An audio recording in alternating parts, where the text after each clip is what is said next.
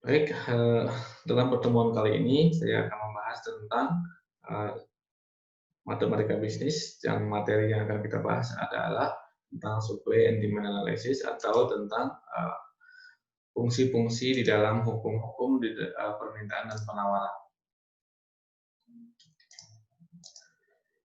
Oke, supaya lebih jelas, ini adalah sebuah gambaran besar di mana ada grafik permintaan dan ada grafik penawaran atau fungsi permintaan dan fungsi penawaran, di mana di sini ada titik temunya atau ini disebut equilibrium atau titik keseimbangan dalam suatu pasar atau dalam suatu harga tertentu.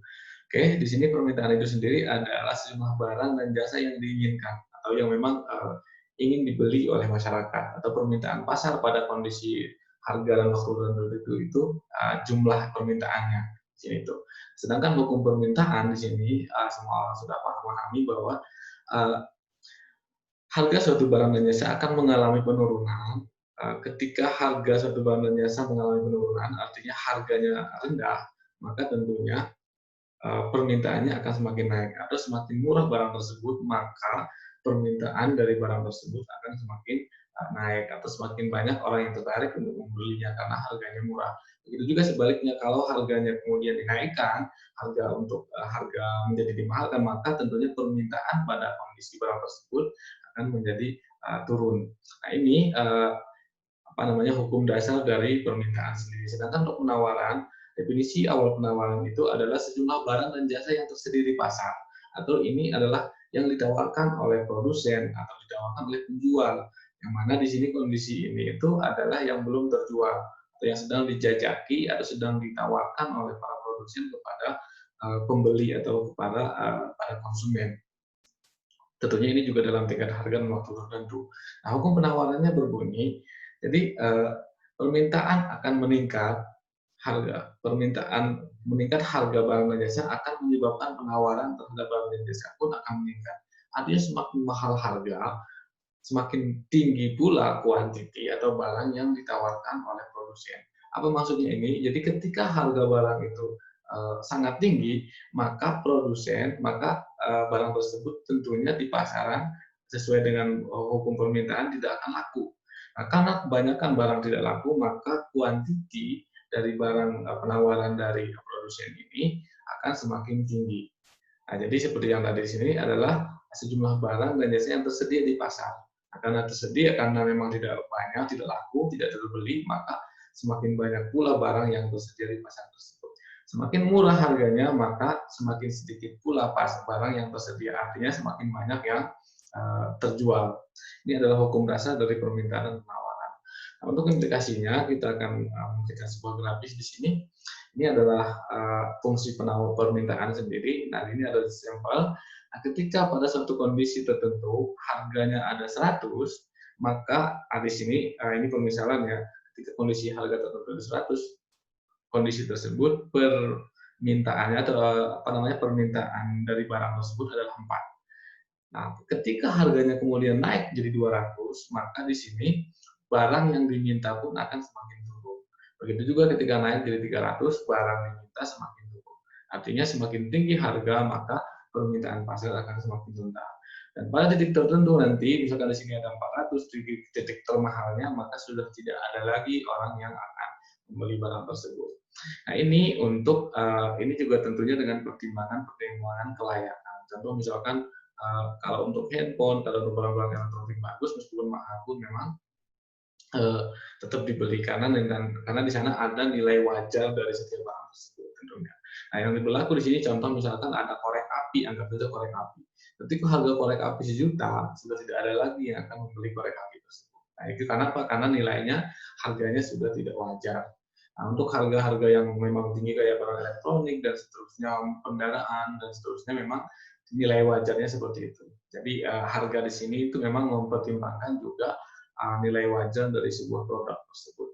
Nah, di dalam kondisi tertentu, pasar pun tidak mengikuti fungsi permintaan yang garis lurus seperti ini dalam kondisi tertentu. Nah, ketika jenis barang yang ditawarkan di pasaran itu adalah barang primer atau barang kebutuhan pokok seperti beras misalnya, maka semahal apapun beras tersebut pasti tetap akan dibeli oleh masyarakat meskipun dengan semakin rendah volume yang dibelinya. Mungkin yang lainnya apakah tidak makan mungkin saja tidak dengan beras, tetapi tetap menggunakan alternatif yang lainnya. Tapi tetap ada yang beli karena itu menjadi kebutuhan primer, misalkan baju dan seterusnya. Jadi tidak akan pernah benar-benar menjadi nol kondisinya ketika barang ini menjadi kebutuhan primer dalam kehidupan. Begitu juga untuk kuantitinya, dia tidak akan pernah benar-benar jadi nol. Jadi dalam realitanya.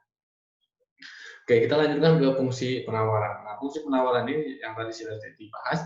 Nah, anggap saja ketika pada P1 ini harga rendah ya. Ketika pada harga rendah, kuantiti yang ditawarkan itu pun sedikit, artinya banyak yang laku. Ketika harga kemudian dinaikkan, kuantitinya mulai naik, artinya tadinya laku banget, laku sekali, sekarang sudah mulai menurun. Jadi akhirnya kuantiti di pasar itu semakin besar yang bersedia. Nah, ketika kemudian dinaikkan kembali, harganya naik dengan kondisi tertentu, maka kondisi tersebut juga akan mengakibatkan penawaran jumlah barang yang ditawarkan di pasaran itu semakin besar karena semakin sedikit orang yang membeli barang tersebut. Nah, dari kedua fungsi ini akan bisa ditentukan bahwa equilibriumnya atau nilai keseimbangan pasarnya di titik di mana antara kurva supply dan demand-nya itu bertemu, yaitu di titik E. Di sini dimisalkan bahwa keseimbangannya berada pada kondisi harga 400 dengan kuantiti 50. Nah, ini harus dianalisis dulu. Saya rasa untuk semua urusan bisnis itu orang semua menganalisis tentang gimana lah titik keseimbangan pasar. Jadi jangan sampai memproduksi terlalu besar dan jangan sampai juga menghargai terlalu mahal. Ini harus dianalisis. Oke, berikutnya ini adalah contoh sebuah persamaan permintaan dan penawaran. Di sini yang pertama tentang permintaan, dan di sini adalah persamaan penawarannya sendiri.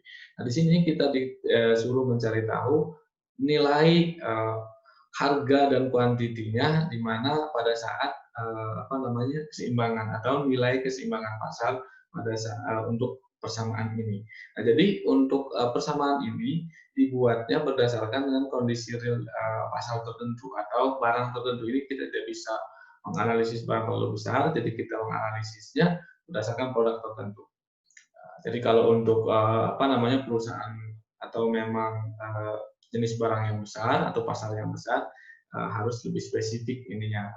Ini saya anggap untuk untuk barang jenis tertentu yang memang gampang sekali untuk dibuatkan sebuah persamaan.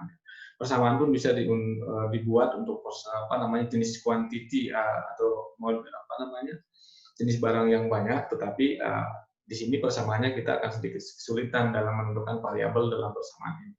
Oke, ini saya anggap ada sebuah persamaan, dan sebenarnya persamaan ini pun dibuat berdasarkan memang kondisi perusahaan atau kondisi komoditi tertentu. Oke, di sini ada persamaan permintaan yang tadi, P sama dengan min 2 QD plus 50. Nah, ketika di sini kita disuruh mencari titik keseimbangannya, berapakah harga dan berapakah kuantiti yang memang menjadi pokok pada keseimbangan pasar pada kondisi tersebut. Dan yang poin B, kita juga kemudian diminta untuk mencari nilai equilibriumnya ketika kemudian dikenakan pajak sebanyak $5. Di sini menggunakan satuan dolar ya, kebetulan. Oke, sekarang kita ini untuk membuat sebuah grafiknya, kita tinggal membuat seperti menggambar grafik biasa, yaitu paling mudah misalkan QD dan P-nya menjadi 0. Yang pertama kita misalkan QD-nya menjadi 0, jadi 0 kali min 2 sama dengan 0, maka sisanya adalah 50, maka P-nya adalah 50. Nah, kita akan menemukan bahwa QD-nya 0, Q-nya 0, dan P-nya adalah 50 di sini. Nah, ketika pasangannya adalah 0, maka titik awalnya adalah di titik yang bukan 0, berarti di titik 50. Nah, sekarang kita akan memisahkan P-nya sama dengan 0. Tapi karena kita sudah memisahkan QD-nya 0, maka berikutnya adalah P-nya 0. Kita substitusikan sekarang P-nya 0, nah, kita akan mencari nilai QD. Nah, QD ini di kanan, karena sebelumnya kita pindahkan ke kiri, jadi 2 QD.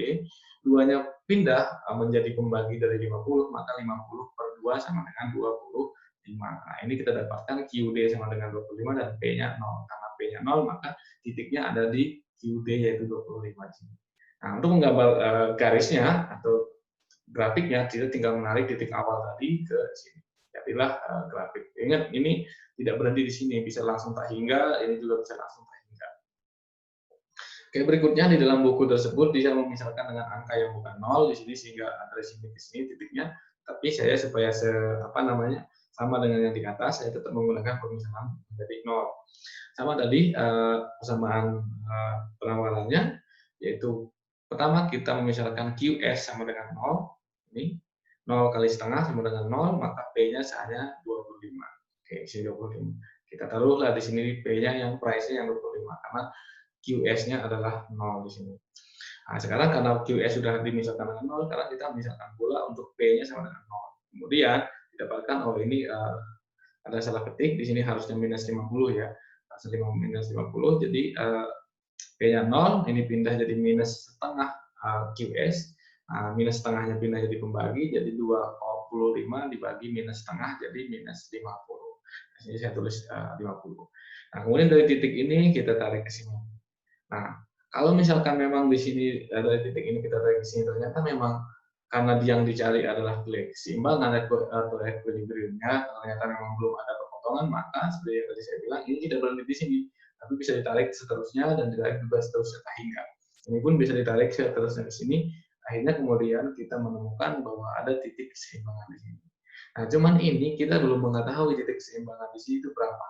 Kita hanya bisa mengira-ngira saja, tapi kita tidak bisa mengetahui berapakah nilai asli dari nilai keseimbangan ini kalau belum melakukan perhitungan.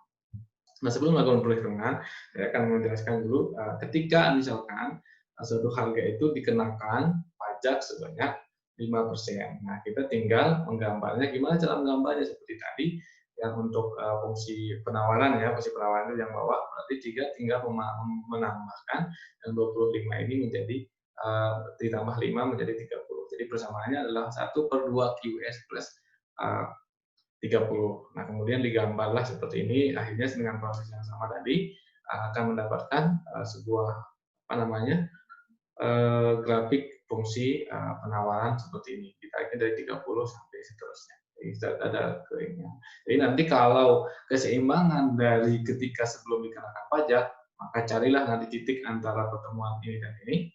Dan ketika dicarikan keseimbangan setelah dikenakan pajak, maka ini setelah ditambahkan dengan 5. Oke, selanjutnya untuk pembahasan lebih detail saya membahas di sini untuk saya mengetahui nilai dari 10 dan 30 yang tadi. Nah, caranya gampang, kita tinggal mengambil min 2Q plus 50 tadi dari persamaan pertama dan persamaan kedua, atau persamaan permintaan dan penawaran. Jadi min 2Q plus 50 sama dengan 1/2Q plus 25. Nah, seperti yang saya jelaskan dalam video sebelumnya, kita akan membuat menentukan nilai variabel Q di sini. Jadi QS atau QD-nya kita hilangkan, kita hanya mengganti dengan Q saja dulu. Nah, seperti tadi kita akan memindahkan antara supaya karena yang kita biasanya kalau saya pribadi mengikuti yang lebih besar, tapi karena ini kita ikut saja, hasilnya pasti harus sama, mau pindah ke kiri atau pindah ke kanan. Ingat, sebenarnya ada penambahan kedua sisi, ada pembagian kedua sisi, ini adalah konsep matematika asli, tapi saya lebih enak menggunakan trik yaitu dengan bahasa pindah ruas. Oke, jadi di sini ada min 2,5 Q. Ini dari mana? Nah, ini pindah ke sini jadi minus setengah Q. Min 2Q, min setengah Q, akhirnya 2,5 Q atau minus 2,5 Q. Lalu kemudian 50-nya pindah ke kiri, jadi minus 50, jadi minus 25 minus 50 sama dengan minus 25. Nah, sekarang ini seperti biasa. Ini sebenarnya kalau dibuat dalam bentuk pecahan ini jadi 5/2, minus 5/2. Jadi minus 5/2 ini menjadi pembagi dari minus 25. Ingat, minus bagi minus sama dengan cos plus. Jadi Q-nya sama dengan kok bisa jadi 10. Nah, ingat ada konsep dari pembagian pecahan. Jadi di sini dari min 25 dibagi 5/2.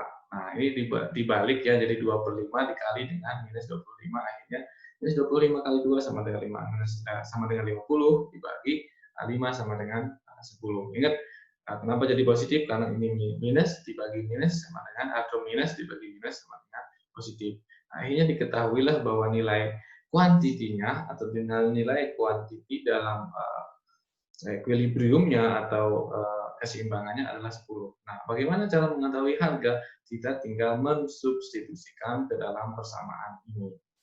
Oke, ingat bebas mau kemana saja, mau memasukkan persamaan pertama ataupun mau persamaan kedua, hasilnya tetap sama. Oke, kita misalkan ke persamaan pertama, jadi tadi Q-nya kita ganti dengan 10, berarti min 2 kali 10 sama dengan min 20, ditambah 50 sama dengan 30.